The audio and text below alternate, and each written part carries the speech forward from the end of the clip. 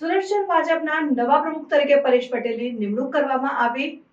સુરત શહેર ભાજપના નવા પ્રમુખ તરીકે પરેશ પટેલની નિમણૂક કરવામાં આવી છે. પરેશ પટેલ હાલમાં વોર્ડ નંબર 23ના કોર્પોરેટર છે.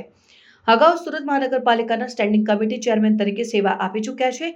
પરેશ પટેલની નિમણૂક ભાજપના આંતરિક જૂથવાદ અને લેટરકાંડની પરિસ્થિતિ વચ્ચે કરવામાં આવી છે, જેમાં પ્રદેશ અધ્યક્ષ અને કેન્દ્રીય જળ શક્તિ મંત્રી સી.આર. પાટીલની નજીકના વ્યક્તિ તરીકે તેમની પસંદગી થઈ છે. પરેશ પટેલનું શૈક્ષણિક અને વ્યવસાયિક જીવન પણ સમૃદ્ધ રહ્યું છે. તેઓ વર્ષ 2012-13માં Surat chamber of commerce and ઇન્ડસ્ટ્રીના પ્રમુખ રહી ચૂક્યા છે. તેઓ 2012 થી 2017 સુધી વિનર્મદ દક્ષિણ ગુજરાત યુનિવર્સિટીના સેનેટ અને સિન્ડિકેટ સભ્ય પણ રહી ચૂક્યા છે. તેઓ કેન્દ્ર જળશક્તિ મંત્રી અને ગુજરાત ભાજપ પ્રદેશ અધ્યક્ષ સી.આર. પાટીલના અંગત મદદનીશ પણ છે.